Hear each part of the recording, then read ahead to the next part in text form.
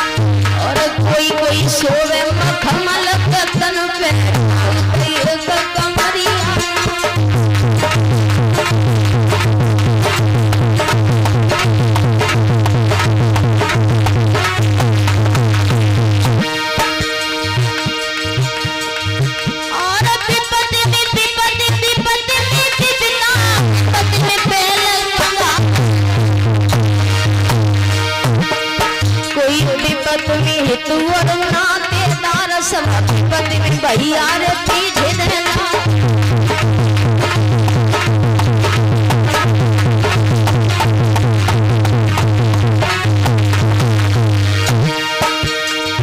और विपत्ति बावई घर घर टोले एक दिन सवे सदा कोई पिता पड़ गई शिव शंकर पे समा शुरू करो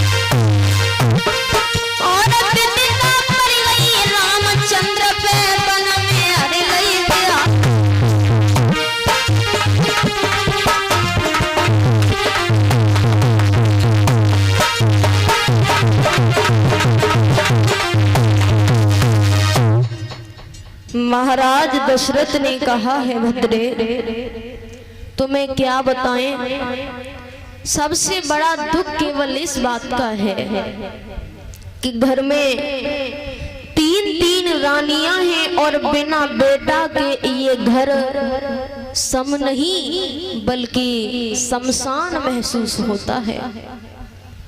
तो कौशल्या रोकर के महाराज दशरथ से बोली है, महाराज इसमें आपका कोई दोष नहीं है महाराज।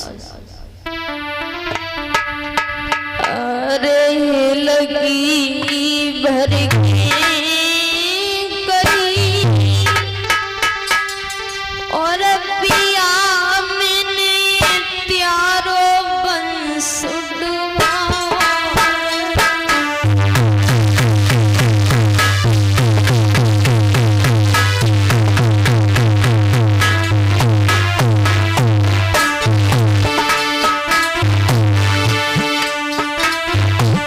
महाराज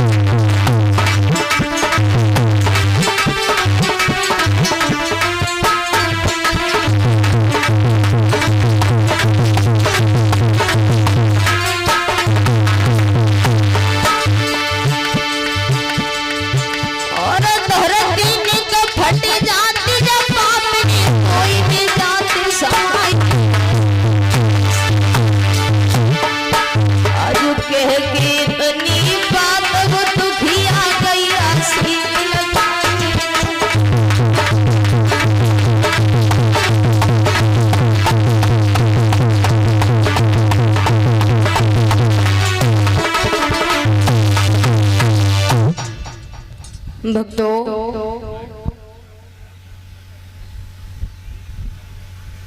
आज कौशल्या रोने लगी।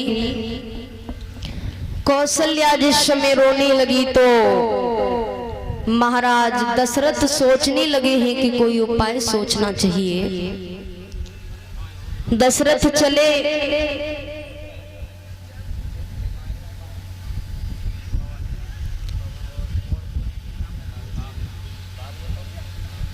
दशरथ चले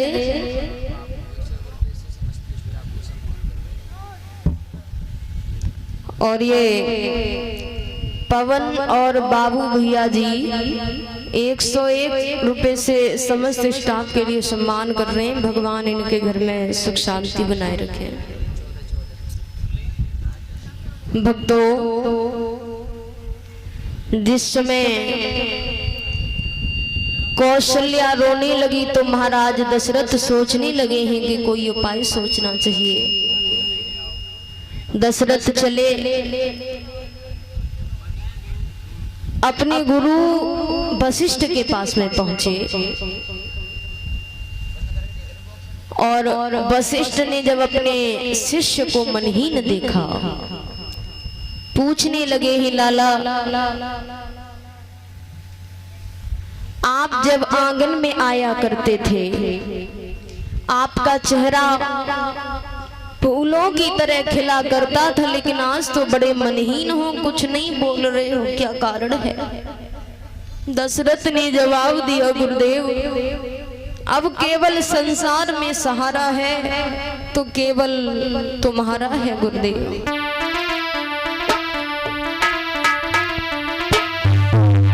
कि मेरा कोई न सहारा बिन तेरे, और गुरुदेव समरिया मेरा कोई न सहारा बिन तेरे, गुरुदेव समरिया मेरा कोई न सहारा बिन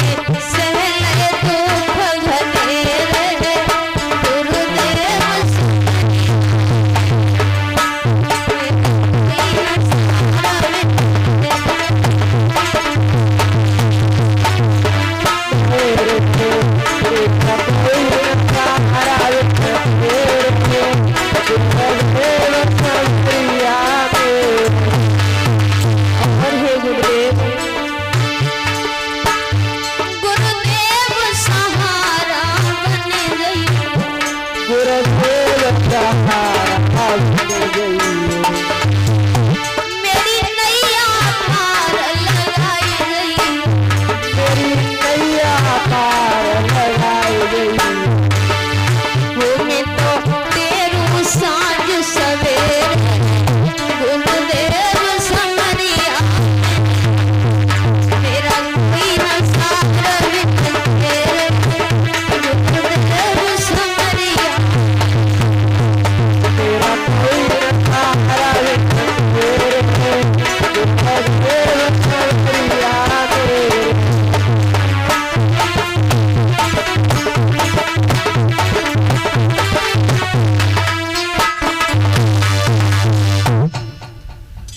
जवाब दिया है दशरथ ने, हे गुरुदेव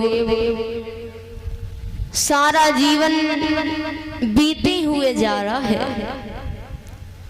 और बिना बेटा के ये घर सम नहीं बल्कि शमशान महसूस होता है।